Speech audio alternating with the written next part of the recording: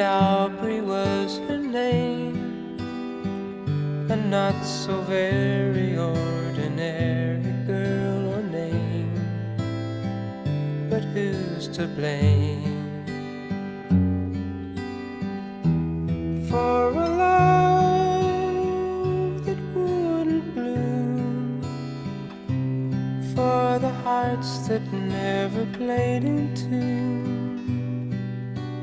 like a lovely melody that everyone can sing,